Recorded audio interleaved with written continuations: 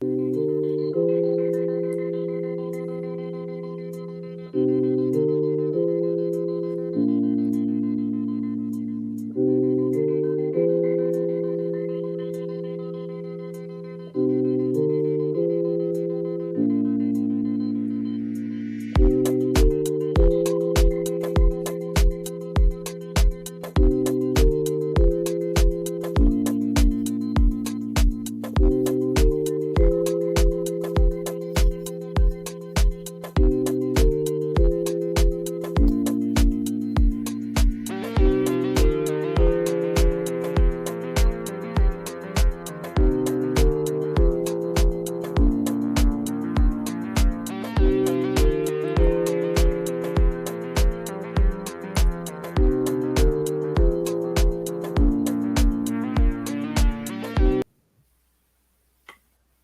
yo, welcome to this edition of Strong Perspective Podcast. I'm one of your hosts, Keith Armstrong. Our other host, Damon Armstrong, he's going to join us directly. I'm here with my youngest brother, Jaquari Armstrong, and our special guest, E. Holloway. Enoch, I always call him that. I respect. Hey, welcome, brother. Welcome to both you guys again, Jaquari, and welcome to you, Enoch. Gentlemen, it's an honor. I appreciate it. Jaquari, how you doing today? How was your day? I'm good, man. You know, I haven't spoken on it, but for the last couple of podcasts, I've been down, man. You know, I talked to you about it, Keith. My sciatica been acting up on me, and I've been riding that illegal dope, so I'm good. That's it. Enoch, how you doing, brother? Hey, welcome. Man. Thank you. I appreciate it, fellas. Again, it's an honor. It's an absolute honor. Okay. Solid day today, man. Solid week. Had a little high school football last night with my youngest son. They got a 54-14 victory. Stop playing. Yeah. Okay. Yeah. Wow. Decent game. But hey, everything's well, man. Health wise and everything, all is well. Again, excited about being here. Check out these strong perspectives. No doubt. Hey, look, I had a great day. I was speaking to you guys about it. My nerves, because my oldest son, I can call him a mama's boy, which is not a bad thing. So don't take that. But my youngest is a daddy's. That's a daddy's boy right there. And 9th grade year, baby. He done went into he's in the big leagues. So this is his first week, and he had a laid back time and he enjoyed himself. So my nerves is good now. You know what I mean? But other than that, listen, when I'm able to lick lard and strain dishwater without anything to make some good soup, I'm good, baby. I'm good. Absolutely. Yes, sir. Enoch. Talk to me. We've known each other for 24 years. Been a while. It's been a while. You look, always we work together with co-workers, and one thing is always what I've always admired about you is your energy, because guys, people in the audience, when you meet somebody or you talk about somebody who can befriend anybody, that's Holloway. That's E. Holloway right there. You know what I mean? But he does it with an edge, though. you gotta be careful. But look, Enoch. Look. You was gonna say something to Corey? No, I was just gonna say. I mean, I believe I share some of the same traits, man. But it's all based on, man. It ain't nothing like a person knowing their limitations with you. You know what I mean? People appreciate that. I mean, it's no ulterior motive. Yeah, it's just face value, man. Right, You very rarely meet people who you can take at face value, man. Oh yeah, right. So why don't you do this for us, Enoch? Give the audience and the future audience a little bit of Enoch Holloway. Oh, family, friends, and all of that. Oh gosh. I mean, look, if you can't talk about yourself, you can't talk about nobody, right? That's real. Enoch Holloway Jr. Yes, sir. I am the proud son of Dr. Enoch E. Holloway and Hilda Smith Holloway. The late Hilda Smith Holloway. Um, I've been married Condolences, brother. to Condolences. yep, been married to Valerie for the lovely Valerie, working on 23 years in September. Uh, she's blessed me, with two boys, Trey Enoch the third and Jake. I tell people, when it comes to sons, I mean, I hit the dad lottery when it comes to my boys. And I also say the same thing about my sisters. I've got two sisters. I'm the middle child between Sharon and Janelle, and I hit the sibling lottery too. There's no doubt about that. So again, I'm a Raleigh boy, uh, born and raised here. Served in the sheriff's office for pushing 20 years, and now I'm in the nonprofit sector, working with the homeless population and doing a little domestic violence treatment work.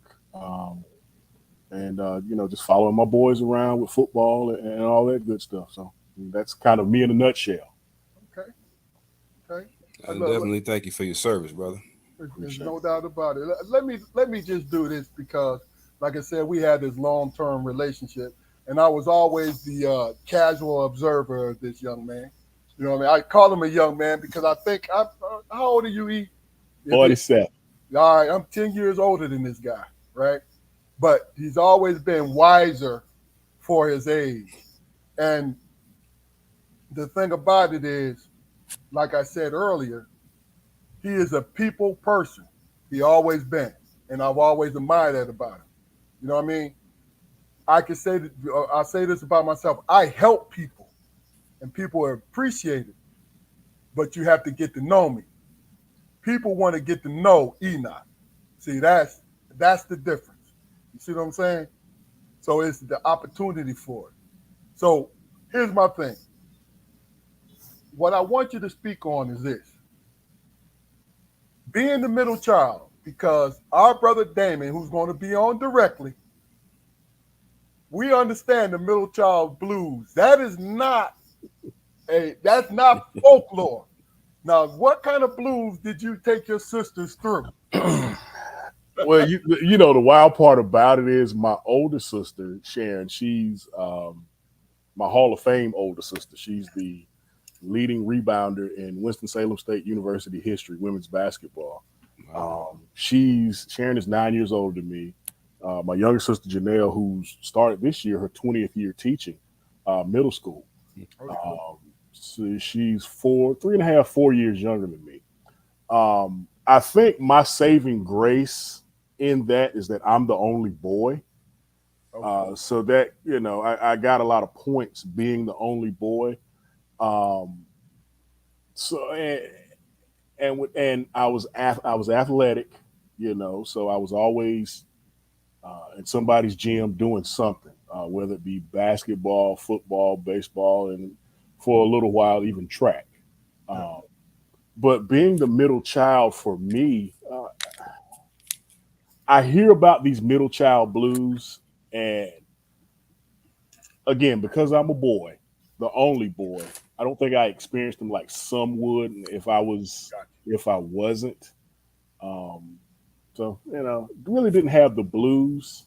Gotcha. Gotcha. Um, so I mean, it wasn't a big deal to me. How about that? Okay. Okay. Hey, look, Jaquari, I want you to speak on, and we're not talking about behind our brother's back because he's always heard this from us. I want you to speak on a little bit about our middle child with all boys. Well, my brother Damon has always like, well, he's always been a popular guy, man. Always been a popular guy. Always. You know what I mean? And the attention that he received when we were younger, I don't know about my brother Keith, but I find myself, being like, and something, a lot of times being jealous of it. I'm like, damn, but it was I never considered that, you know, the accolades that he received, he deserved those. He did. You know what I He did. mean? He was always he was I believe my dad, in my dad's opinion, he was the one who reminded him of himself the most out of all of Which us. You know what I mean? is accurate because my dad, even though my dad was oldest, he still garnered that kind of attention too. So Yeah, yeah. And you know, the times that they might have clashed or bumped heads or whatever, you know, not being, you know, not attempting to speak for my dad. I'm like, you know, I'm thinking that my dad is seeing the potential in my brother, you know, to, you know, kind of carry on, you know, that John Armstrong, you know, lineage, that charisma, that yeah, personality, yeah, you know. And when he seen him, you know, probably coming, you know, falling a little bit short, you know, he was harder on him because of that. You know what I mean? And it was as a kid witnessing some of that stuff, it was never fair. I never seen it as fair, you yeah, know, because my brother, you know, was my hero. You know, my two older brothers are the only two men, living or dead, outside of my father, who I'll ever, you know, admit that they are my fucking heroes. You know what I mean? I got everything from them, everything. You know the good and sometimes the bad. yeah. But you know, in all cases, it's always benefited me. You know what I mean? I've had thousands and thousands of, you know, of deep conversations with my middle brother Damon, and he's enlightened me on so many things, man. Taught me so many things, man. You know, to a point where, you know, I stopped challenging him on things young, because I knew that, you know, he wasn't gonna steer me wrong. Number one, and number two, he's one of the sharpest motherfuckers I've ever known in my life. Yeah, yeah, You know what I mean? So I mean, I don't.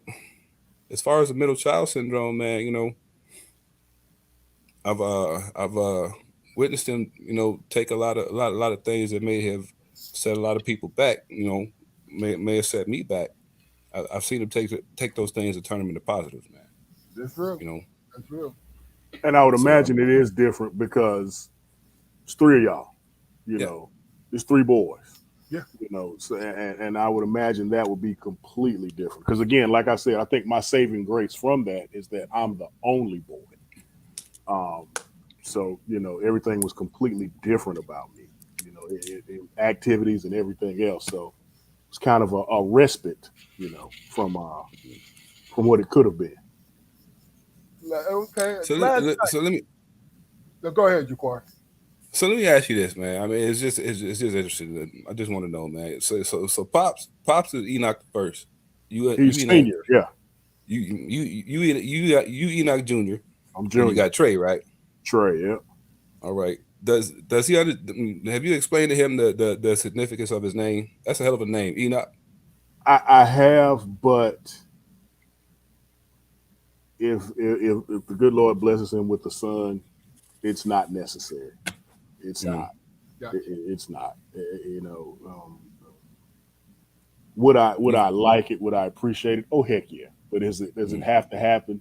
No. I mean, with me and my dad, oh yeah, there was no doubt if I had a son, what his name was going to be. It was never an issue. Gotcha. You mm, know, that's why when my second child was born, Jacob, uh, I had no say so in his name whatsoever, zero. And I knew that from the time Jake was born, Trey was born, that if we had another son, I Hmm. would have zero say so in his name whatsoever. And I had no say so in his name at all. I had so many names in my head that I wanted to name him, Yeah, yeah. and I would just get the look from her. So I knew. No doubt. No doubt. Well, yeah. let me just say two things, right? Um, Speaking on juniors, I was not. My dad was always big on personality, so he never named the three of us. The closest he came to a junior was his middle name for my brother Damon, right? Which is Edward. But other than that, he always said, you need to have your own personality. So me being the oldest, I always fell in line with that. But my wife Kia is like, when my oldest son was on the way, She was like, "Hey, you think of any names?" I'm like, "Well, yeah, let's think about it. I'm throwing different names out there, right?" She said, "Well, why don't you name them after you?" I said, "Why you want to name them after me?" Right? And I thought she was gassing me up because she said, "In my eyes, you're a great man," right? I ain't believe that. I was a youngin. I was 28 years old. I Oh ain't man. believe none of that, right? So I was like, no, no. I mean, up until her 24 hours of labor. So I was like, no. So when he came out, when Keith was born, he was late. He was 2 weeks late, something like that. Wow.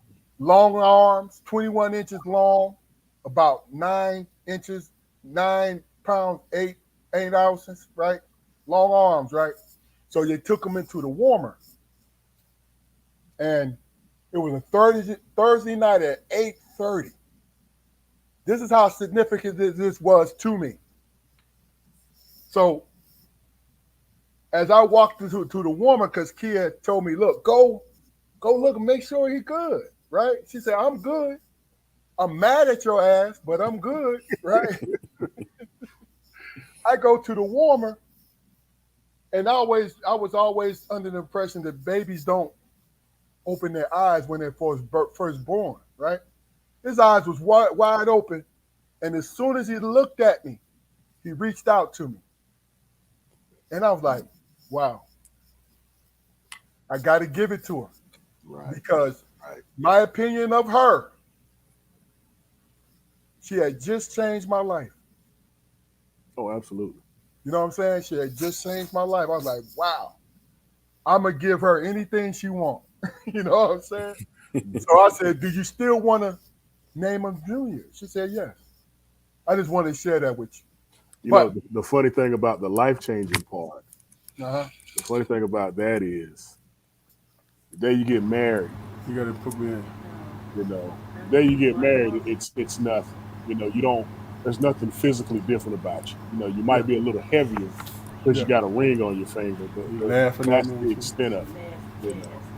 But when you have that kid, yeah. like you said, your whole life changes. You're not responsible for your wife. That's a grown woman. That's a You grown know. woman. But when you have that kid and that next level responsibility, you know, 'cause, I was having a conversation with Trey today. He was like, I don't like asking y'all for money. I'm like, bro, I work because of you. You are why I work. So if you need it, ask. I don't care. That's my job. I don't care how old you are. Yeah, That's my job. I don't care. So if you need it, ask. yeah. And that responsibility started for me in February of 2002. That's real. So Yeah. Hey, it changed my life. yeah, I tell people that Keith changed my life, and Carson saved my life. wow, And I'll get into that later. But wow. that is real as real can be. But guess what?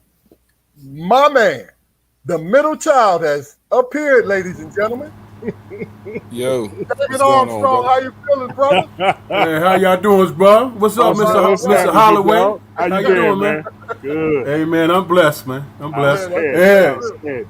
Hey, my kids wasn't available, so my wife had to come and get me on, man. So I thank her for that. Thank you, baby. All right, well, look, Damon, how you look? I know you got a lot to say. How your day been going? How your week and Oh everything? man, look here, bro. You have some idea, man. I was out without power almost 4 days, Oh, and man, it makes you appreciate, man. The things, man, that you take for granted in terms of internet and toilets flushing and Damn. electricity and fans blowing, all that, man. So Yeah. I was grateful. Yes, I'm, sir. I'm I'm grateful right now. You know what I'm saying? So That's real. That's real. That's real. I tell you, that's a funny thing. Enoch and Jaquari know because they live down here. We used to that power going out. and think about what I told you. I said, man, there's been times I've been sitting up in this darkness. Then all of a sudden the power come on. I'm like, hallelujah, hallelujah. Hey, Oh man. look here. You know what I realized, man? Me and my wife, we trying to make things happen around here. We done lost about $1,000 worth of frozen food and stuff, man. Yeah, Yep. yeah. So we sit in the bed. We sit in the bed, you know, what I'm saying, trying to make lemons out of lemonade, and we humbugging like a motherfucker, man. Hey, she had a little automatic fan. Yeah. I had to cool my baby off because she was like, man, look here, I ain't used to this shit. It Why y'all is ain't go what to it the is, hotel? though, man. The power is out. Why It y'all was ain't go? out. Why?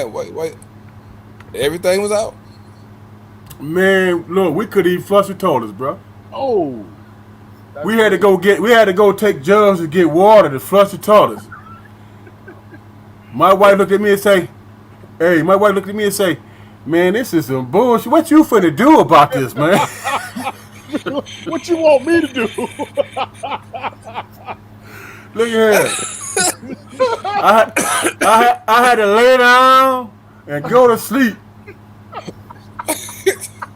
Cause I ain't had no answers. look, that's man. I cracked up on that because that's the truth. I'm telling Oh you, man, look. especially when I was a young boy, if I was going through some shit, I had to take a nap. I Hey had to man, take a nap. look. Hey, and I'm gonna tell you, it did wonders for me. I'm serious about It that. ain't look. It ain't never been a time when some good rest cost you anything. That's Look real here. now. Period. That's That's real. true. Look here. I had my gripes and complaints too. But that wouldn't have solved no damn problems. Absolutely not. Not at all. Not at all. Hey That would Keith, have solved no problem. you remember that winter at Central when the power went off? We was up in that son bitch for Yeah. about 2 weeks, man. Yeah.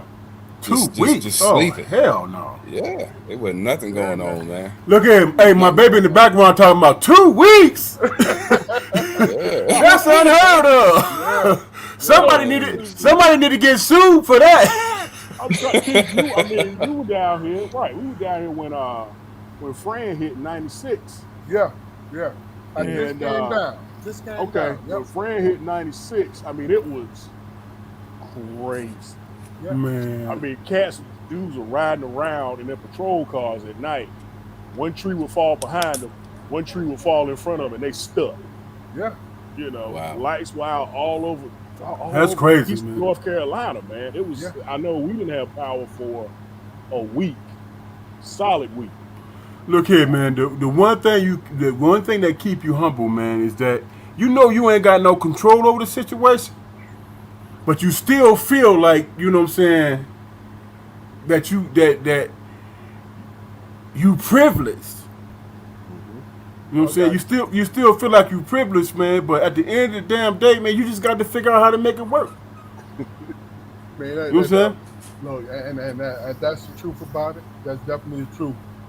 But look, let me just do this because we want to come back on you, E, because like I said earlier, I was a casual observer of you, your relationship with your sisters, relationships with your family. You know, I met your father, met your mom. You know, we were zone partners. I see you though. All We were day. zone partners. Me and Enoch were zone partners on the east side. So one Thanksgiving, he said, "Hey, Strong," because we for some reason we always worked the first like 4 or 5 years we worked Thanksgiving and Christmas. He said, "Strong, you hungry? You want to go? You want to go over to my parents' house?" And I'm like, "Shit, yeah, I need some turkey." And I met him, and the one thing that always and see and it's still to this day, you know, the energy. See that right there. I understood when I first met Enoch, the energy that he gave me, it was honest. You know what I'm saying? So tell me about how you feel about your relationships with your parents and with your sisters. Like I said during when I was introducing myself, bro, when it comes to siblings, I hit the lottery, man. I really did. My sisters are absolutely amazing. Um, they are without a doubt, my two best friends walking on this planet today. I can call them up for anything when I'm feeling down, when I've got good news, when I got bad news. It's just whatever. They're the first. I mean, my wife, of course, Yeah, but next, it's always them two. I mean, they're my rock. They've gotten me through some of the toughest, circumstances of my life, and without them, don't know where I'd be. yeah, And parents, that speaks for itself. I mean, my yeah, my my father is just this awesome force of nature. That yeah. It's true. I mean, really, he's a force of nature, and I was gonna say, in Wake Forest, but really, he's a force of nature all over. He's been all over the world, you know, being himself and preaching the word of God. I mean, so with that, and then my late mother, who, my God, she was awesome, is an understatement. Uh, it's really an understatement when speaking about her. She was the glue that kept everything together. Um, she was a silent assassin, is what she was. She kept everything together. She kept us away, and she was our shield. She was our armor. She kept us safe. Yeah, So I mean that I'm an amalgam of all of them. That's what I am. That's deep. yeah, yeah. All right. Well, look. Let me do this, guys. We're gonna take a break from the panel. I gotta do some housekeeping. First of all, everyone watching and who will be watching in the future, please go to our channels, Strong Perspective Podcast, like, share, and subscribe. Especially subscribe and like, because what we're trying to do, we're trying to reach everyone. The purpose of this podcast is to talk to everyday people about what they've been through and their vision and their view of this world. Because really and truly, that's what we do. We make the world go around. Of course, we got our celebrities, and some of them are very smart, but some of them are very stupid and selfish too. But guess what? What we do is Whew. we feed into everything they have to say. So our goal is to give everyday people a voice. That's it. You know what I mean? So with that being said, like, share, and subscribe. Go to our YouTube channel. You see it streaming across the bottom of the screen, right? So what we try to do, my brothers will tell you, each guest that we have, we want to showcase them. We want to showcase them. So last night when we had, no, Wednesday night, when we had the conversation, Enoch, you Yeah. told us that um, you figured out what your passion was, and your passion was working with the homeless people. Hmm. Can you give us a little background how you came to that point and what you're doing now? Oh, absolutely, absolutely. Um, when I was younger, I started at the sheriff's office when I was 21 years old. I was a 21-year-old kid, and I really had only been 21 for. I just turned 21 3 months early, so I was a kid. I knew absolutely nothing. Burping Uh, baby milk. But go ahead. that's exactly what I was, and I grew up through the sheriff's office. I mean, I want to say for again, I was 21. I mean, a young 21, and I want to say for 3 or 4 years, if not longer, I was the youngest person in the sheriff's office. And at that age, that's always what I wanted to do. I wanted to be the police. I wanted to be the police. And my reason for wanting to be the police is because I wanted to help people. That's what I wanted to do. And I think I did my fair share of that.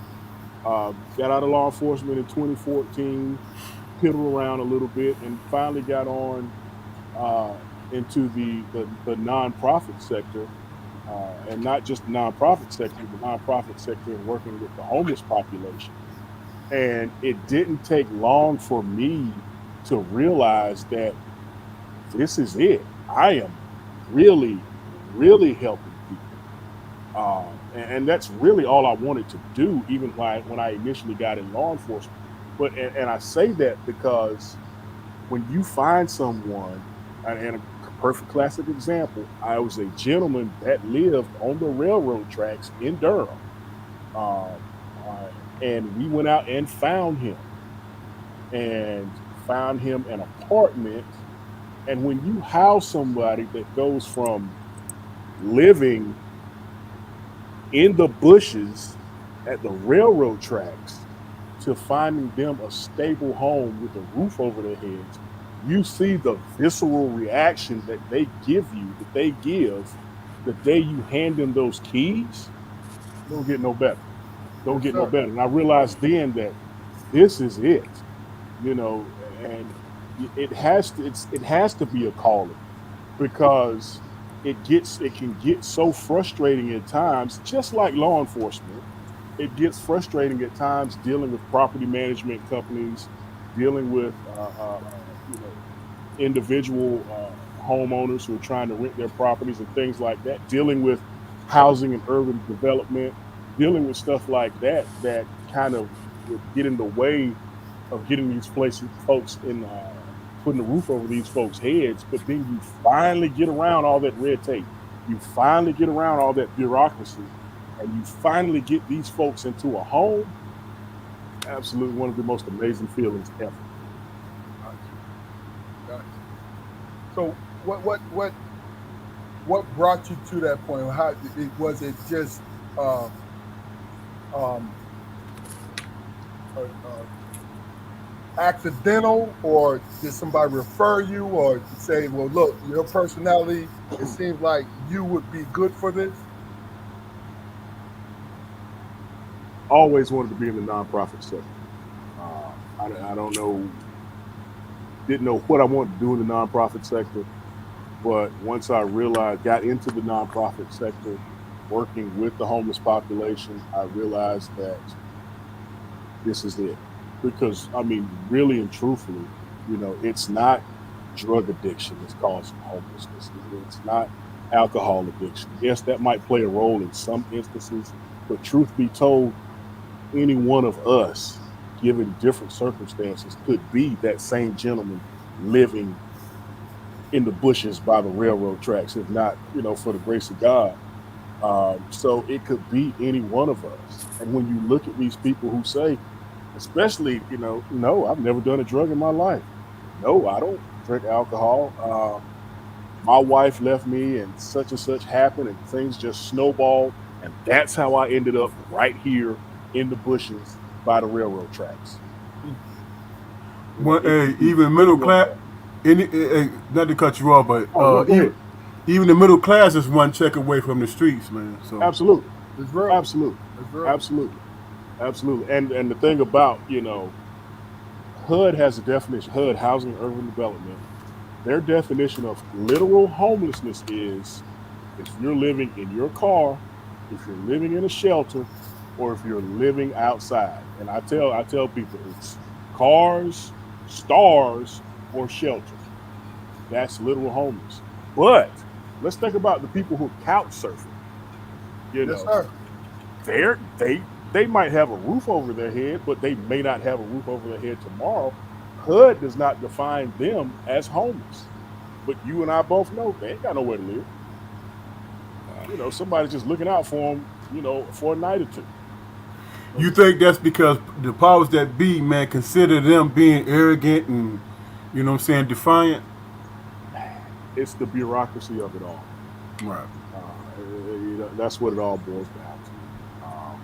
You know, who has the finger on the money? Who wants to disseminate that money, and who they want to give that money to? True. And that's what it all boils down to. Hey, I wanted And to comment on your. I want hold on. I wanted to comment on your name, man. Just a side note. I want to comment on your name, man. You walk with that name. Walk with God, didn't That's what he? it means. He never Exactly what died. it means. Absolutely. oh yeah, Never that's it. died. That's That's it. Methuselah's granddaddy. Yeah, That's that good. sure That's is. what's up. Mm-hmm. That's what's up. Absolutely. Jaquari, For sure. what was you about For to sure. say? I was gonna ask you, like, you mentioned like the different categories of homelessness and everything, man. Is have you ever come across a situation where a person was forced to do things in order to secure a roof? Oh, absolutely. I mean, like, yeah, like Absolutely. predatory situations. It's because Absolutely. I work with young people, man. You know, Hmm. and uh, if a person is not aware of certain resources or whatever, that you know they'll do just about anything to secure a roof. Absolutely. I mean, You you know, have predatory and landlords. that's Yeah, there are predatory landlords out there who prey on women, who say, you hook me up, I hook you up. hmm That happens. That happens. And and I'm talking 16, 17-year-old girls. You see that. Yeah. You see it. yeah, And yeah. it's all over the place. It's not just, I mean, I think what I read was North Carolina, as far as human trafficking goes, North Carolina is one of the top states for human trafficking, which is wild to me because, I mean, we're just this little state right here in the middle of in the mid Atlantic, but we're one of the Mm. hubs for human trafficking. I mean, you got to think about it. I It's the think it's migrant, migrant population. Hmm. You know what I mean? And but yeah. our community comes in a close second with Hmm. that migrant population, Absolutely. which is hmm sad. It really is. So it's funny when you say this. We talked about it Wednesday, and really we joked about it. But Damon wasn't able to come on because power is out. Damon, real quickly, speak about my homelessness, how you felt about it. Oh, when you was in Pittsburgh, my heart was broke, man. You know what I'm saying? Yeah, Because I saw this guy, man, that went from playing for the University of Pittsburgh, coming from home and all that stuff, and it was like, I wouldn't say it was ego, but it was, there's a certain sense of pride, but it wasn't overinflated. When I say pride, he didn't want me to worry about him, but I knew he was in a dire situation. And the struggle for me was, we had spent the whole week. How many days we spent together? it was no, it was about a week and a half. Yes, A sir. week and a half. You know what I'm saying? And I'm having a good time. We having a good time. And then I had to leave. And I was at his apartment when we was like sharing macaroni and cheese and shit. You know what I'm saying? Oodles and noodles, dog. Yeah. And I Yeah, was like, when it was time for me to go home, because I was going back to college, and so I'm on scholarship, and I'm getting steak meals and all that stuff, and I'm like, man, I can't leave my mother like this. So I'm thinking in my head, how can I help this brother? And he thinking like, man, you need to go home. I'm good. And I'm like, nah, you're not. So we, over the years, we went back and forth with that. You know what I'm saying?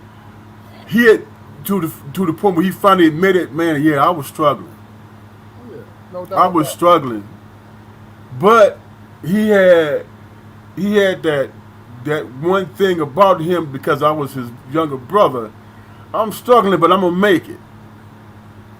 I knew he would always make it, but that 5 hour trip home, that was murder, man. Yeah, That was murder, especially when I stopped on the joint and got me a hamburger. You know what I'm saying? hey, Hey, look, I only Enoch. I only ate half that joint because I was like, I'm gonna put this over here for my brother, man. In spirit. like, like, look, like pouring out the liquor and shit. Yeah, Oh my pouring out a God. little bit for the brothers that ain't here. But It look, was, let, Hey let, let, man, look. let me just put it in context real quick. Basically, what happened was when I was finished with the Bengals and I graduated and everything like that, right? Um, I wanted to move back to Pittsburgh. Now, my father was a wise man. He said, "Listen, son, take your time, work your job, save your money, then go back to Pittsburgh, right? If that's where you want to go." For me, being 24 years old and not really understanding that I'm on my own if I leave, I moved back. Now, my wife at the time, she was staying, she was at Pitt. So what I did was stay in the dorm with her. But then in April 28th, when school was over with, I had to find somewhere. So because I had a good relationship with one of my deans in my school, he hooked me up with a job in the detention center. I got there, but see, you had to have a criminal background check, right? But what I foolishly did was, because got her apartment, but what I foolishly did was give the address of the dorm my wife was staying in at the time, even though she was going home for the summer, right? So basically, what happened was me being young and impetuous, not thinking. You know what I mean? You know how they say, look, a hard head make a soft ass, and you need to learn from it when you go. So basically, what happened was they sent it to the dorm.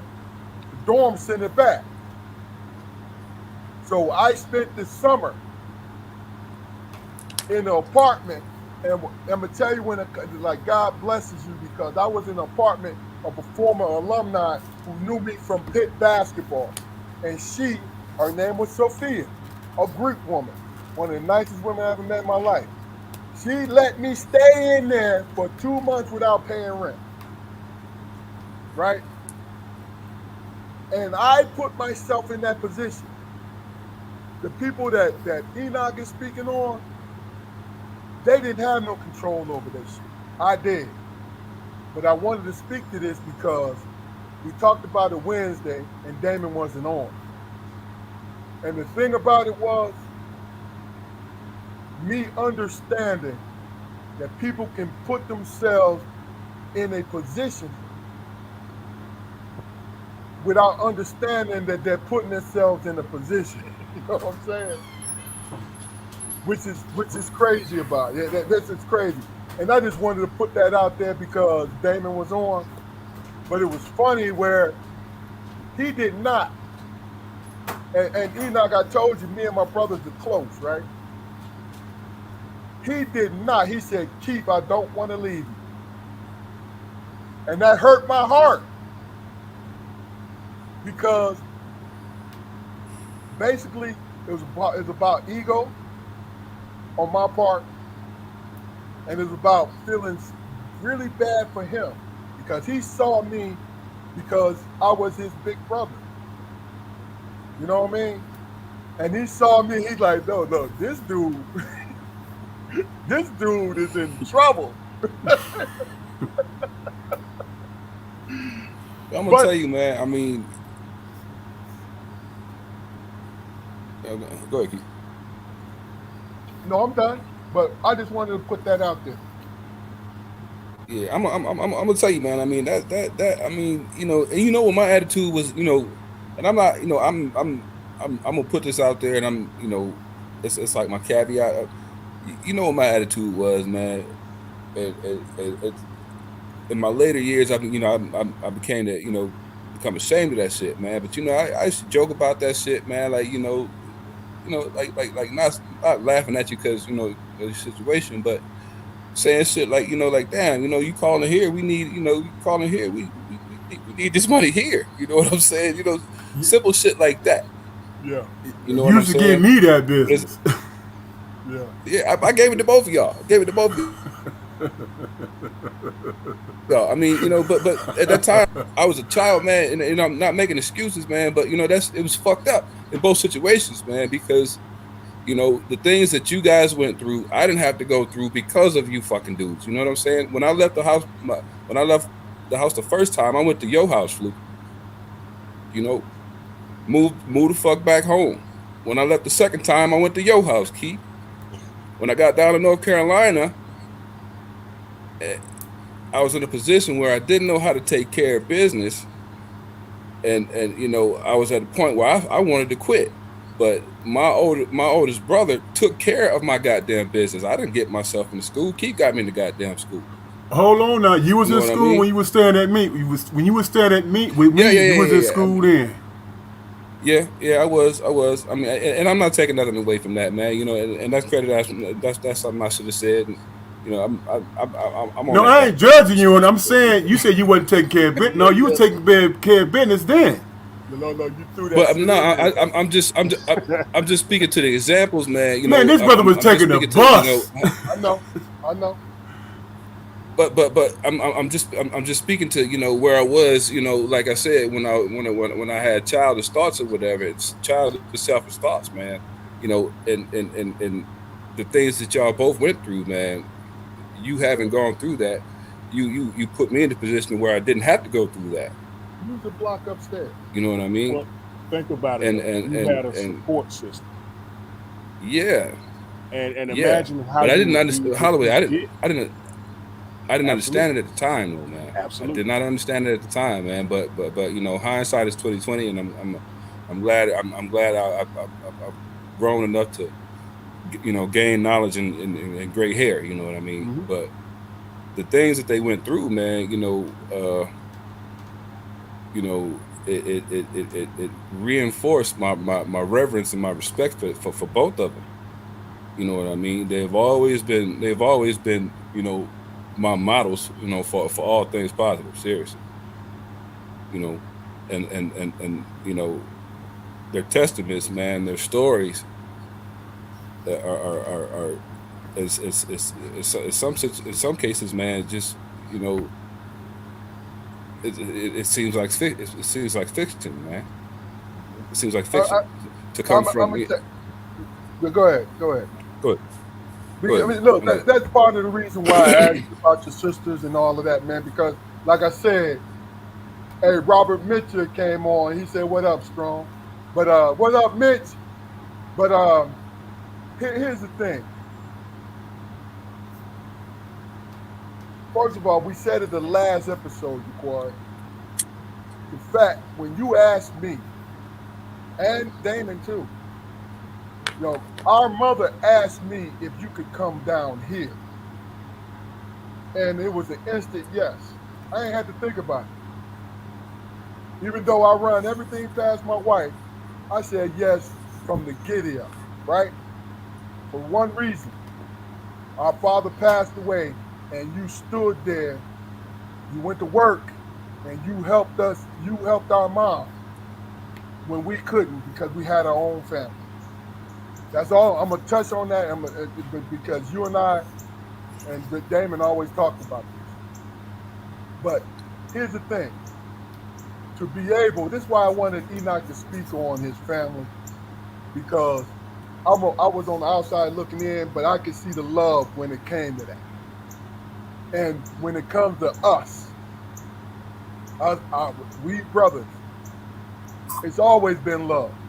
We argue, but there's never been no permanency when it came to the argument. You know what I'm saying? It's like, you know what I mean? Look, like Bernie Mac. Wake up the next day, you be bullshit. No, you be bullshit. No, you be bullshit. You know what I'm saying? Because that's the realness of it. Okay? Now, let me do this. Because this has been a great damn show. I'm real with that. So I want to do two things. Excuse me if you see the lag in the video, because we in my home have been addressing our internet service, old fuckers. But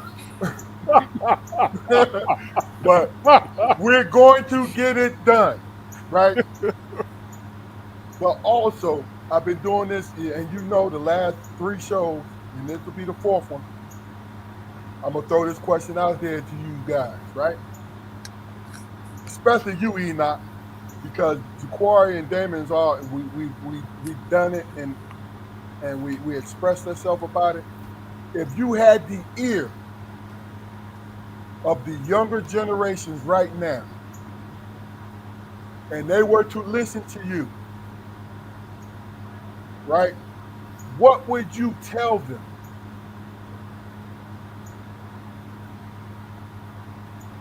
Finish school. Okay. Finish school.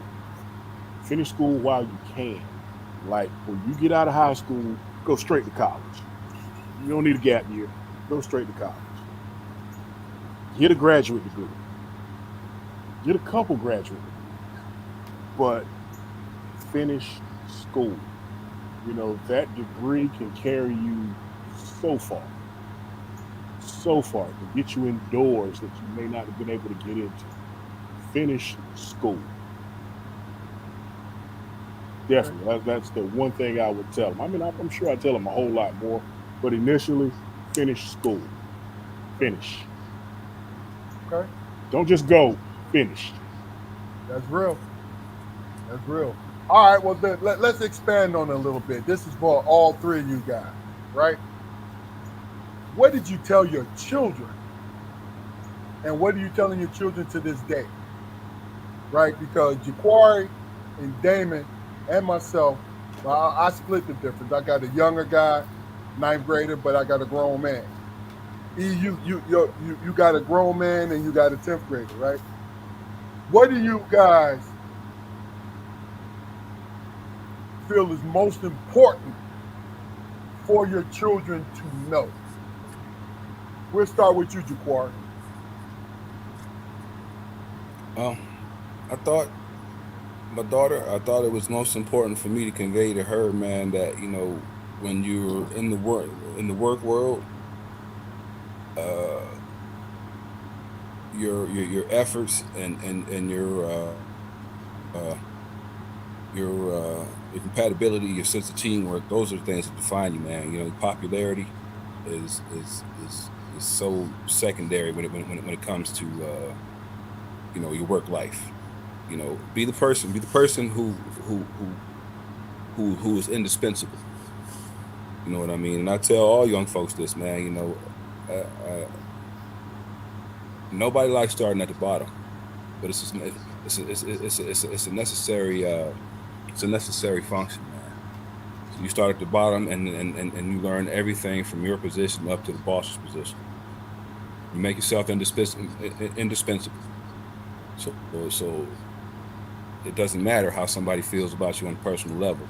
If they need you there, if they can rely on you, to be professional at all times and understand what the goal is, you'll always, have that security. Anything outside of that, it's your responsibility to grow that. But that's the foundation. Make yourself indispensable to any place that you involve yourself with. Once you've done that, like I said, you're free to establish yourself in any way you see fit. Okay. Enoch. One thing I tell both of my boys. First one is I take a verse from Kanye's song "Bound." Remember that one good girl is worth 1,000 bitches. That's one. I love that line. I love that one. And number two, don't burn bridges. Do not burn bridges. You never know when you'll have to go across them. You never know. You never know. Don't burn bridges. That's definitely it. Okay.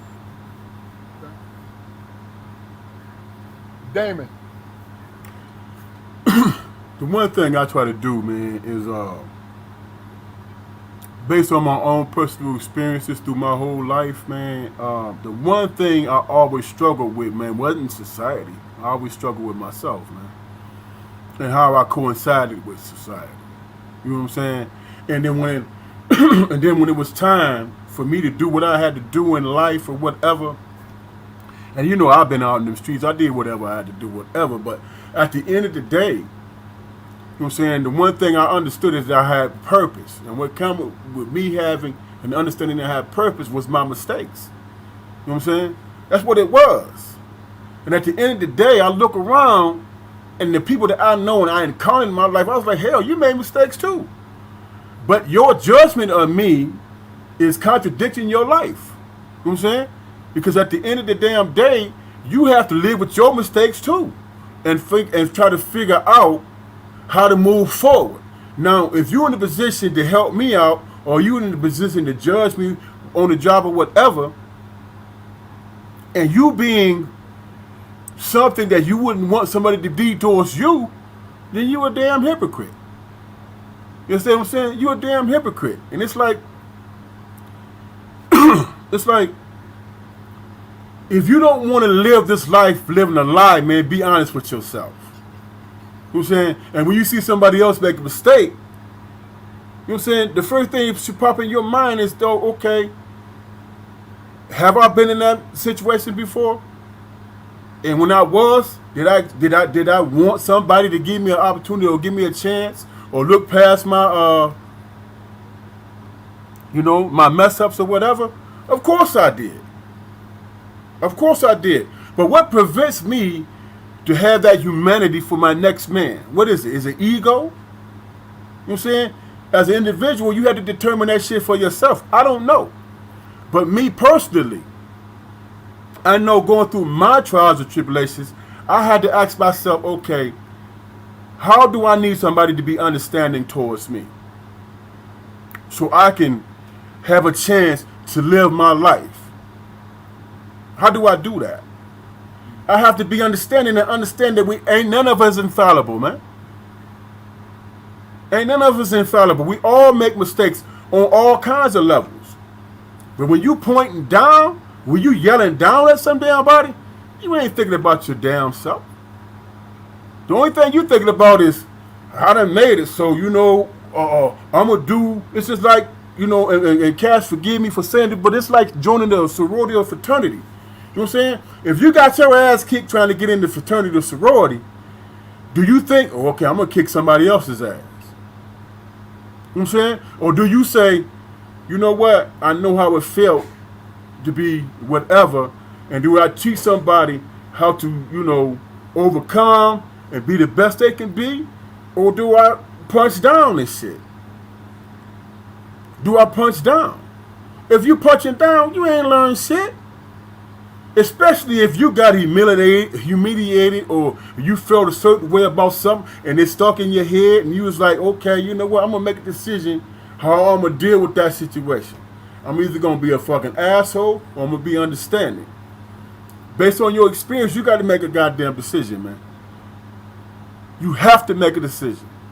You know what I'm saying? Are you going to make a decision based on your experience? You know what I'm saying? In terms of your humanity, or you gonna make that decision based on being an asshole? Those are the choices people have to make, as far as I'm concerned. Okay. Humility is a motherfucker, man. Either you're gonna learn from it or you ain't. Yeah. And you have to live your life in that regard, man. If you've been humbled and shit and you still an asshole, damn, dog. What kind of motherfucker is you? Have you really been humbled though? Yeah. If that's the case. If that's the case, that's true. That's true. If you've really been humbled, then you have to take a step back and look at your experience and say, okay, damn. You know what I'm saying? What comes with being, there's a certain amount of shame that comes with that. You know what I'm saying? No, it speaks to your character. I mean, all that stuff. But it's personal. Sometimes it's delusion too. The both of you guys are speaking to. Sometimes the person don't get it because they're delusional. You know what I'm saying? It's what it is. They talk themselves into this shit. Yeah, but you talk yourself out of how to be after you've been treated like shit. It's kind of one-sided. You know what I'm saying? You can't get past that experience, man. Yeah. You know what I'm saying? Do you want to treat the next man or woman like that? I'm not built like that. Right. Look, because if you do that, then you hadn't been humble. Exactly. Because you don't understand. So But look, There my take is. on it is this: the little thing. Go ahead, Jaquar, and then I'm gonna go ahead. I was gonna ask. I mean, just like as a devil's advocate, man, is there a space where we can try to conduct ourselves from a position where we see ourselves as being above reproach? Because it's at one point in our history, man,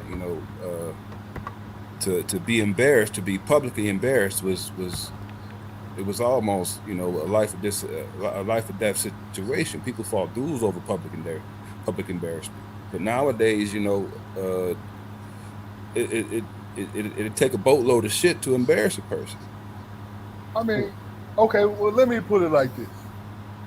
What you just said, I get that, but really and truly, our community has always been, not always, but we come from public embarrassment because we've been looked down upon.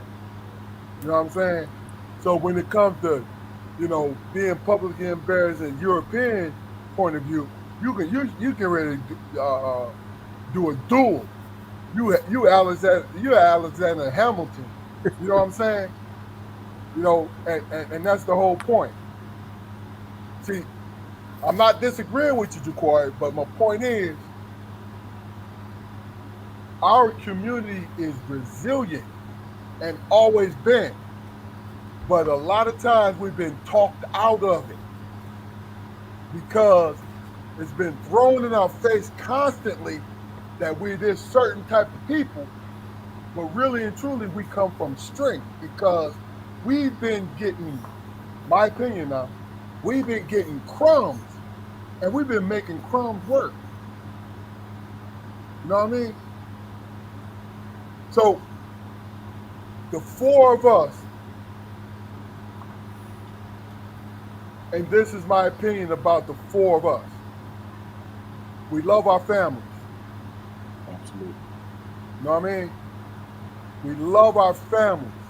So we look at life in a different way. It's just sometimes, man, I hate it because I'm not a quitter. But sometimes I have to settle in on everybody don't think like me. And you guys know I'm that kind of person. You feel what I'm saying? Like everybody don't think like me. But I'm not gonna give you a pass, but I'm not gonna add any extra anxiety on myself because you don't understand or you don't want to understand. You know what I mean? Yeah, I mean, personally, man, I'm just tired of I'm tired of being the noble savage. I really am. I mean, it just doesn't fit me anymore. You know what I mean? I've got too much to offer, you know, But see, that's outside of that. healthy. That is a healthy way to think. Because here's the thing. We don't have to take shit. We take shit because we feel that that's the right thing to do at the time. You understand what I'm saying? But you guys always, and E, we have always had this conversation as we went along in our friendship. The one thing I feel our community lacks is cooperation amongst each other. Yes. Because see, the thing about it is, and I want you to speak on this. The thing about it is, when I see cooperation, I don't have to like your ass. But if it's pushing our agenda forward, I'll take it until I can't take it anymore. Damon, what do you think about that? What I think about that, man, is this. If you're in a position, man, where you feel like you trying to understand your path and you trying to move forward in your life based on your experience, right? The one thing that you really don't have time for is wondering about what another motherfucker think, man. You know what I'm saying? Somebody thinks something about you, man. That's that crab in the barrel syndrome, man. And 90% of the time, it has absolutely nothing to do with your life, man. Nothing to do with your life. But that's just people grasping their straws trying to knock you off your heel, man. You know what I'm saying? That's what it is. Even if you stumble. Look here, man. You know what? The one thing, man, that people got to pay attention to, it's not the stumble, man. It's how you pick yourself up from that shit, man. You know what I'm saying? And that takes a lot of fucking effort. That takes a lot of damn forgiving of yourself and shit. You know what I'm saying? And people, they don't know how you experience adversity and tragedy in your life. They don't know because that's your own personal shit. Yeah. You understand what I'm saying? But on the outside looking in, they can try to judge it as best they can. But you know what that is? That's personal hurt. That's them not being able to figure out how to overcome their shit. So they want to bring somebody down on their level based on, well, hey, I ain't shit, and I think I'm better than him. Yeah. How you know that, man? You don't know what his personal experience is. You have no clue of that shit. But because you don't know how to overcome your own personal shit, you want to bring everybody into that mix. And that shit don't work. And that's where we fuck up as a people. It's not that, you have people, this is what people got to understand. No matter what color it is, you don't know what that individual was going through. Yeah. You have no idea.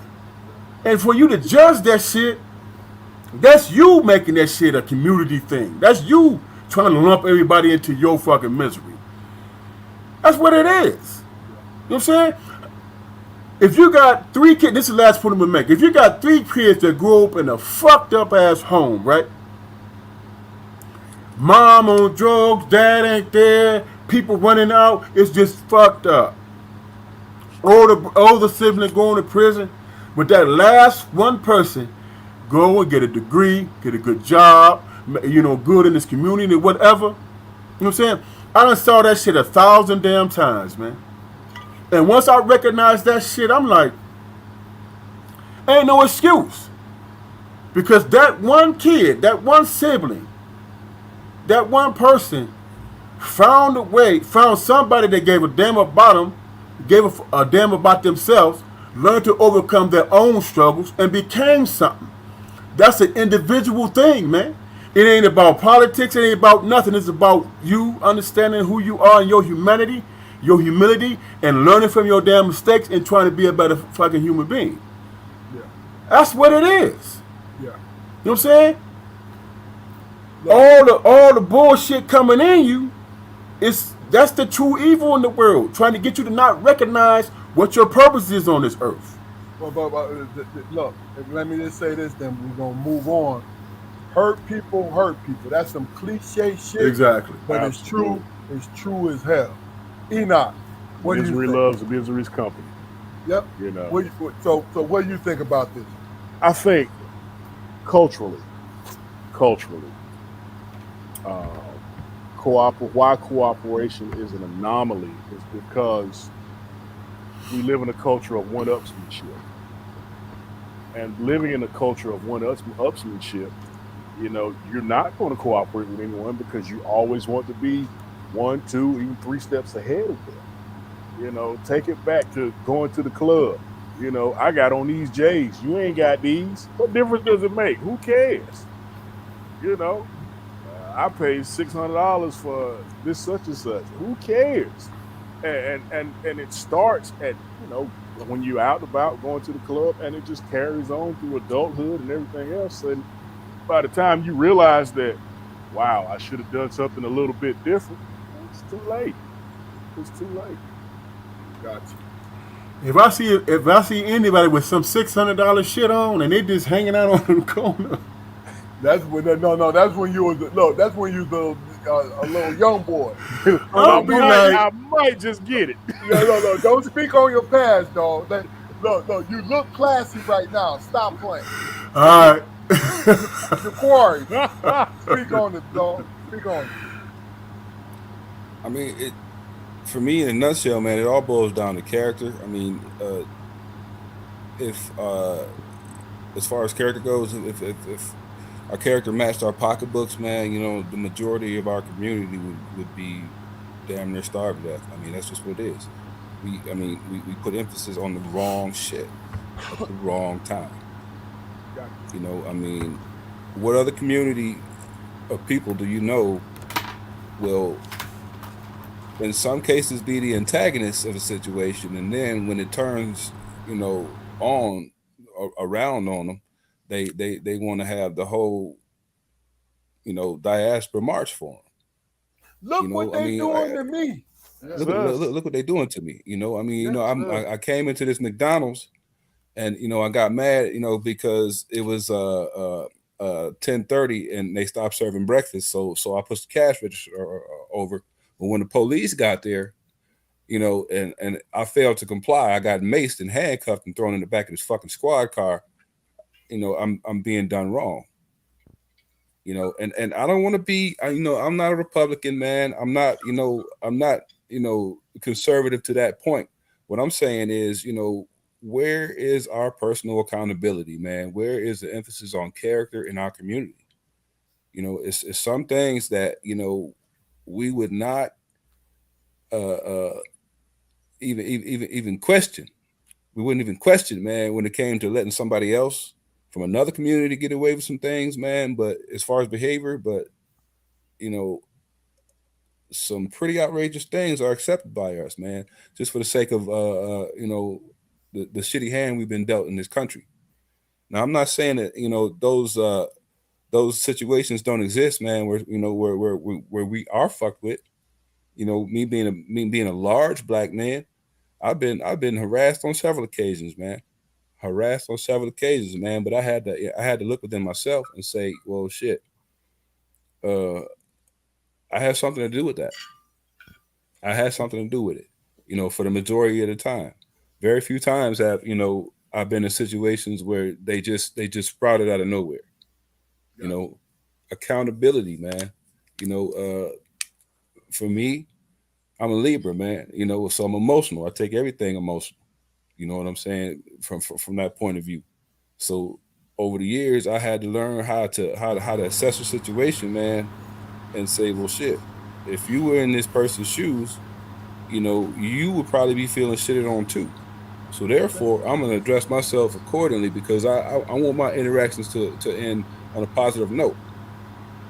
You know, for me, you know, and growing up where we grew up, man, you know, that could very well be a life or death situation. It doesn't say that I fear the world or anything like that, man. But you know, I don't want the world to cause me any harm over a misunderstanding, and I will not let it happen to me. So, you know, in dealing with me, and we spoke to her earlier, you know, like when we spoke when I talked about the similarities that I might have with Holloway. I'm giving you everything at face value.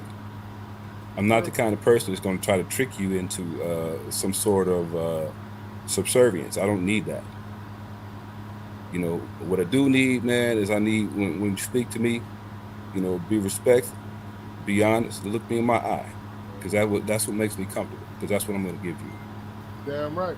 You know, All right, well, look, let me just do this because I got two more things we need to address before we go, and we're gonna go to you, Damon. But the first thing, um, we after you know, I'm gonna ask this next question, E, but after that, I want you to talk about, you know, what you're doing as far as domestic violence is concerned because that's an important thing. But when it comes to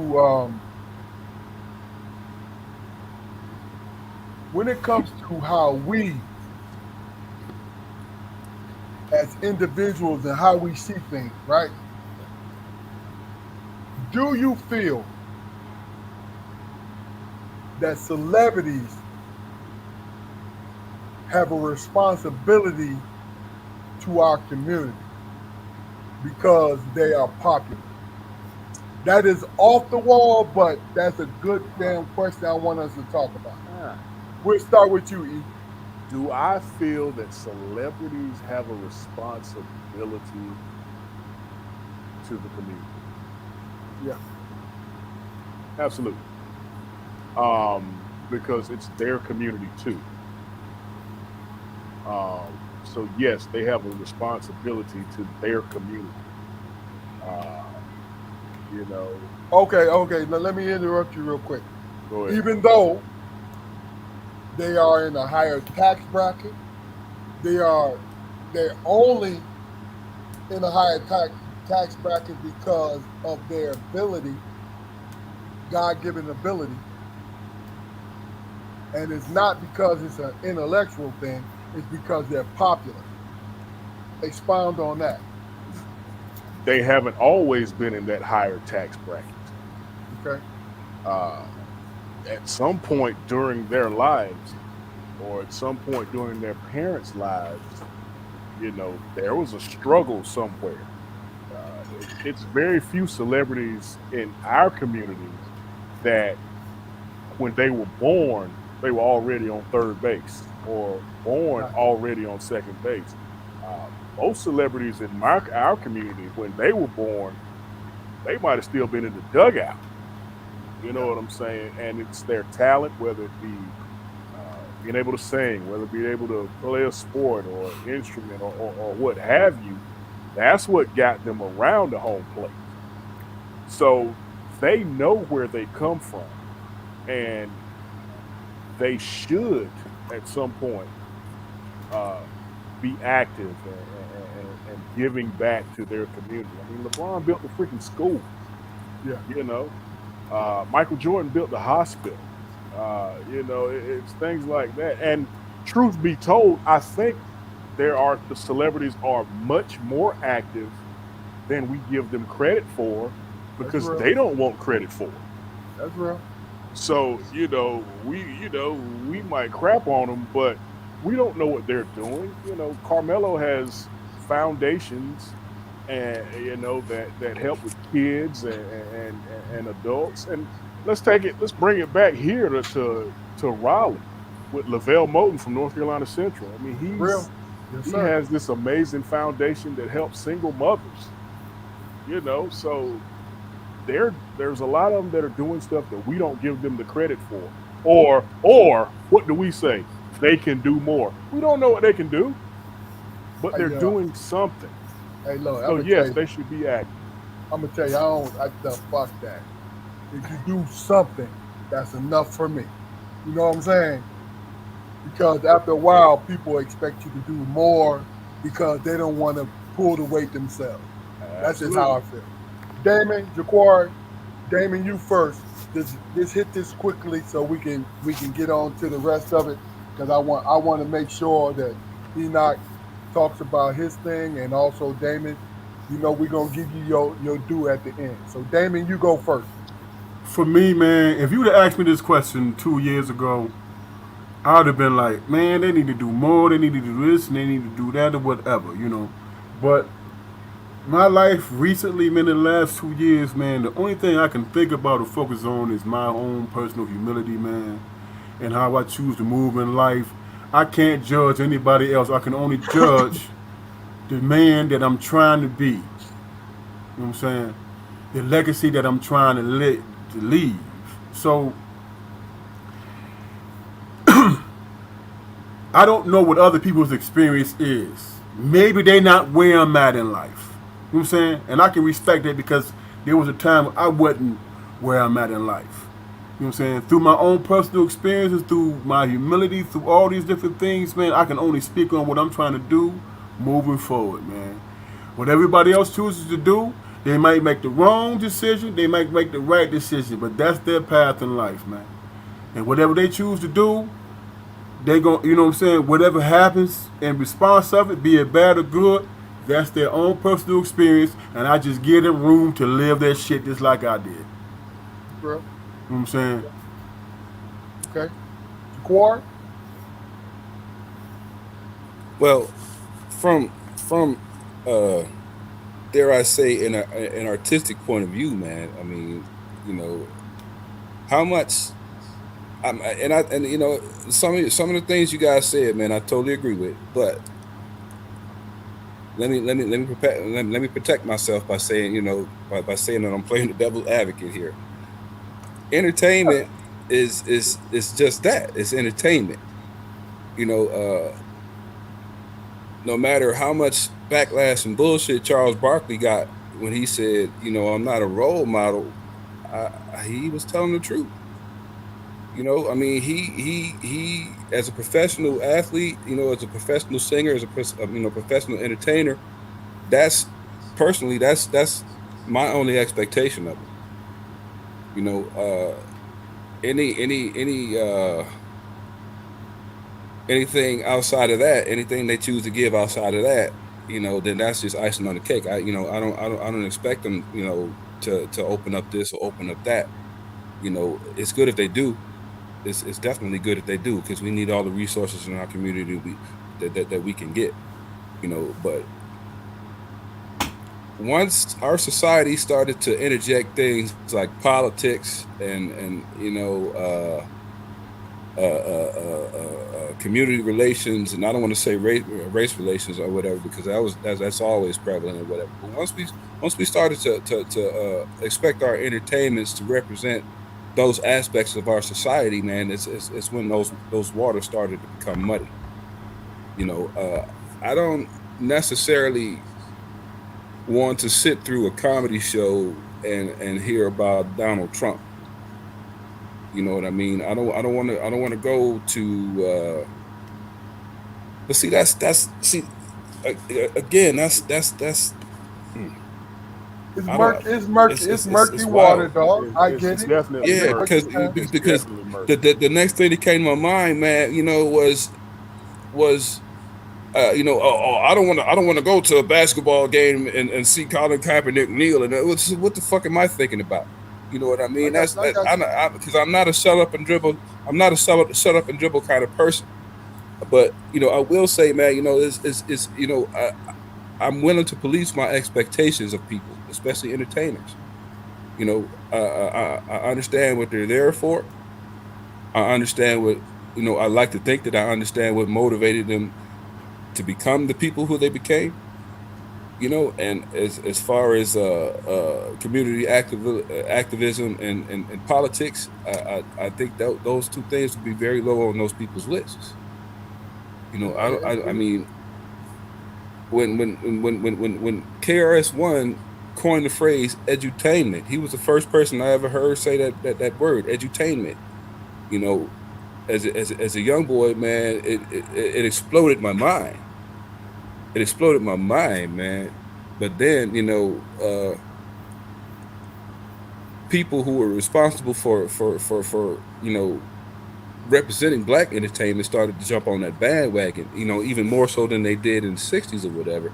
And everything became a platform for, you know, our our upliftment. I love it to death. I love it to death. But Okay. that being said, man, I love street stories, man. I love street I get it. stories. Because it's I entertainment. was young when, yeah, because it's entertainment. I read Iceberg Slim and Donald Goins when I was a baby, man, because I understood what it was. Yeah. I understood what it was, and the one and only and main fact that I understood what it was is because my parents introduced me to those things, and they understood what it was, and they made sure that I did. Yeah. I mean, it's like like it's the latchkey kid syndrome, man. How much are you gonna let TV and entertainers educate your children? Yeah. It's not their responsibility. It's real. Well, let me just say this. Hey, isn't it funny, man, how back in the 50s and 60s, Martin Luther King and Marx got their ass whooped, where they produced congressmen, women, and men out of that joint, man? You know what I'm saying? I get it. Think about that for a minute, man. I get it. Hey, but look, let me just say this real quick. This is my contribution to it. And this is, look, this is what you call conspiracy theory, right? And I'm just throwing it out there so y'all understand. They ask us as laymen to explain somebody doing something outside the norm as an entertainer, right? How many times have you guys been on your job and you got a white friend say, hey man, explain to me But this human being, you have no idea why the hell somebody did or said what they said, right? But you Representative of got the black delegation. man, That's a and lot of you look at it, responsibility, man. it's a heavy That's a lot of responsibility. responsibility. And look, you can't blame the dude or the dude or the woman that's asking you because they trust your judgment. But why did he do that? I'm a human being, first of all. Now, understand, y'all know me. I'm all about black. I love our community, right? But I always found it hilarious. Like you pick your black friend and say, "Hey, explain to me." You know what I'm saying? And you're like, "No."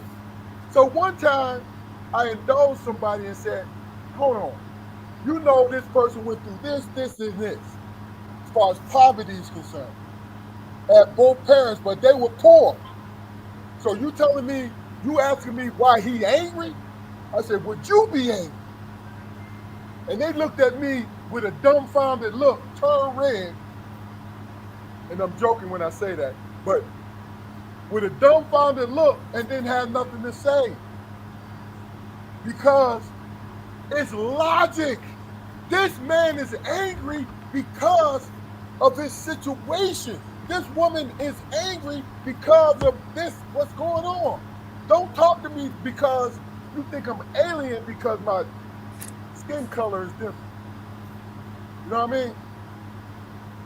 Now look, you know we could go into this, but here's the thing: it is no animosity toward another community. Absolutely. We speaking mostly on our own community. You know what I mean? Because it is what it is. But what I need you to do, what we're going to do from here is, Enoch, talk to us about your domestic violence thing. And once you're done, Damon, we're gonna get into speak on the strong. Floor is Um, yours, E. I'm teaching a domestic abuse treatment class. I teach men's classes and women's classes. And, it's just and court mandated classes. Let me throw that out there. These are court mandated classes. Um, the gist of it is get the individuals to take responsibilities for their actions, to understand that their actions are their actions and no one else's, to get them to understand that there's a difference between a reaction and a response. Uh, you know, there is a huge difference between a reaction and a response. No one should get you to react. A reaction is not thought out. A reaction could be dangerous. A reaction could send you to jail. A response, on the other hand, is calculated, thought out. That means if you put some thought into something, in most instances, you're going to end up being okay and getting yourself removed from a situation that could turn for the worst or could turn bad as opposed if you reacted as opposed to responding. So really, it's all about getting people to understand that number one, take accountability for what you did. You don't sit in this class and talk about what the other party did because the other party's not there. What the other party did doesn't matter. What role did you play in? It's all about you. You're the captain of your own ship. No one else captains your ship. To say that someone got me out of character, how can someone get you out of character? How can another individual dictate how you respond? No one should have that much control over you that an individual can dictate how you react. Because that's why you're in here, because you reacted and didn't respond. So it's all about taking accountability, learn the difference between a reaction and a response, and understand that no one can dictate how you handle a situation but yourself, because you are the captain of your own ship. No one else should captain your ship. And that's basically the gist of it. Okay. Damon Jaquari, have any questions for Enoch? What if my response is the? What if my response, not my reaction, but my response is to dress in all black, That's a reaction. get my gun and dress in all black and lay wait.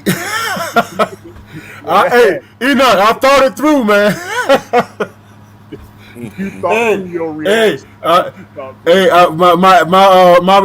hey, my expectations is not get caught. But clearly, hold on. Let's think about this though. But if that's what happened, that means someone else is dictating your response. and it's also premeditated too, right? Yeah. So if somebody else is dictating it, remember, because what did I say? No know one what? else should dictate how you handle anything. I'm just Oh, I joking, know. man. I know. You know what? You know what, Damon? I What? got to work on Monday. I got to work on Tuesday. I won't touch that shit you talking. Hey, I was just joking, man. No. It's a joke.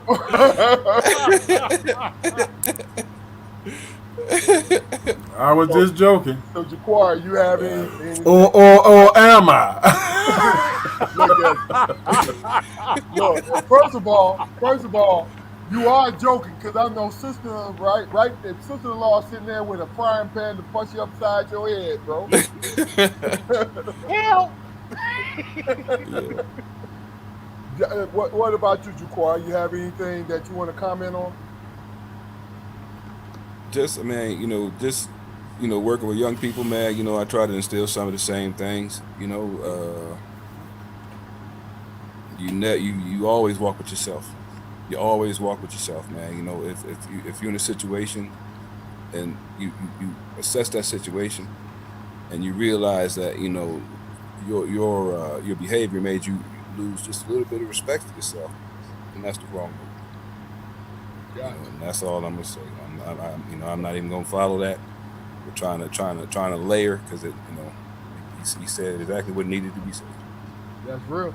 I agree. Hey, Damon, we got to the point of the show where everybody look forward to. Speak on it strong. Talk to us, baby. Give us about 5 good minutes. Here's the thing, man. This last since Monday at 5 o'clock, I can tell you the point in time when it happened. 5 o'clock in the afternoon, man.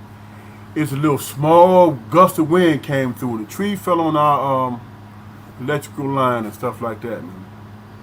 And my expectation, because we live down the street, it's a nice middle class joint, man. Cul-de-sac, all that stuff. I'm thinking they're gonna get to us first before they get to anybody. That's my ego talking, man. After the second day, after the second day, what I'm saying, my ego kicked in even stronger. I'm like, oh hell no, the taxes we pay down here, as much as our houses cost down here, how come they ain't on my street? The third day, my wife looking at me like, hey man, this ain't cool. You know what I'm saying? What you gonna do about it? And I'm like, that's when I realized, you know what? You can have these expectations, man, and you can go through your trials and tribulations, man, but it's how you carry yourself, man, and how you get through it, man. You know what I'm saying? And at the end of the day, you be like, and this is my main point, man. We had no electricity, no lights. We had to bring in solar lights we got in the yard and shit, man, to light the house up. You know what I'm saying? It's that dark. We got to go get gallons of water. That's bad. We had to go get gallons of water to flush the damn toilet, man. You know what I'm saying? And I'm sitting up here the whole time, my ego was telling me one thing. Listen to my family telling me something else. And I had to ground myself. So I started having conversations with my family, man. And I realized the conversations that I was having with my family was conversations that was, you know what I'm saying, should have happened a long time ago. So my point is, we were actually having a conversation with each other, man, about real shit. You know what I'm saying? Not what we saw on the internet, you know what I'm saying, or any of that stuff. We were talking about life. Yeah. You know what I'm saying? Me and my wife was talking about, man, I haven't been with my grandbaby for about 2.5, 3 weeks. She's coming back when I'm finna start babysitting her again.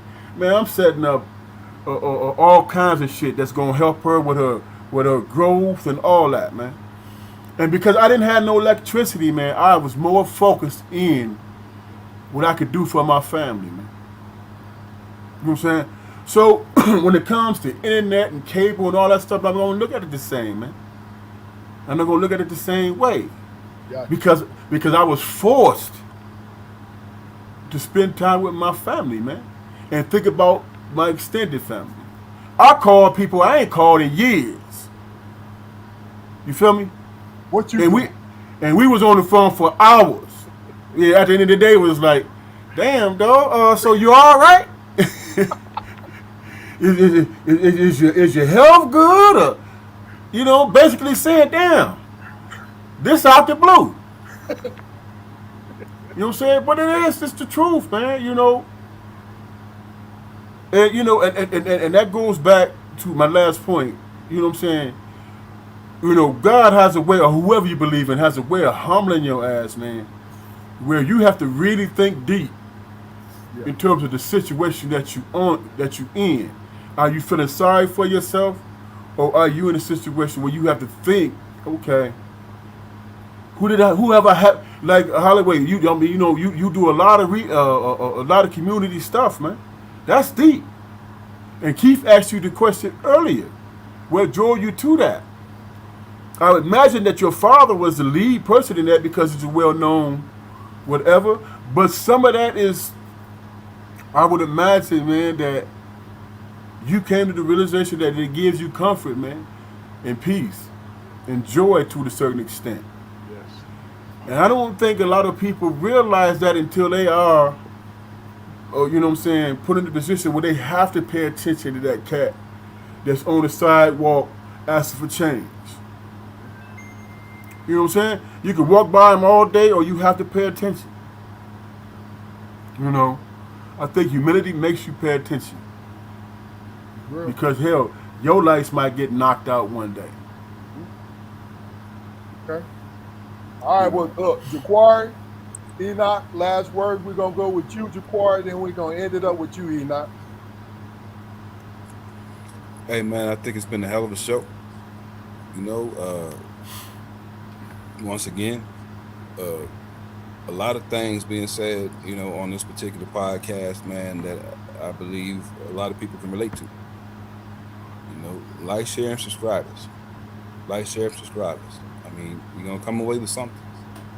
It's I real. can't guarantee it, but I have a very high expectation of it. Enoch, it was a pleasure having you, man. I don't know if we mentioned it before, but all our guests are recurring, brother. It's real. All our You guests got are me, bro. recurring, man. It's a got good me, show, baby. a hell of a show, and I appreciate you. You got me. Enoch, talk to us, baby. Gentlemen, this has been an absolute honor and a privilege. And I thank you three for having me first and foremost. You guys have an amazing relationship, and that's awesome. That's awesome. Just for the world to see, you guys who grew up together and are still tight to this day. And it reminds me so much of my two sisters and I. Ain't nothing coming between us. Nothing coming between us. And that's an amazing thing, especially in our community. It's an amazing thing. So again, I appreciate it. You guys are awesome. This opportunity was awesome. So I thank you so much for it. Yeah, I'm glad to have you, brother. Damon, real quick, Um, talk to us. Look here, man. This was like a total pleasure for me, man, because I would been out without I've been without internet power, man, for almost 4 days. I'm mad because it's over, man.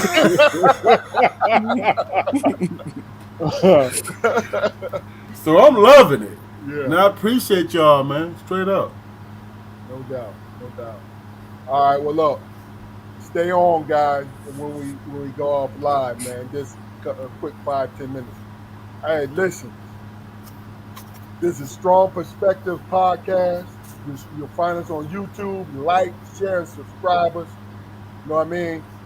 If you want to come on, let me just say this: if you want to come on, message me if we're on Facebook together. If not, call me, and we're gonna make it happen. Because what we're in the business of doing right now is enjoying each other.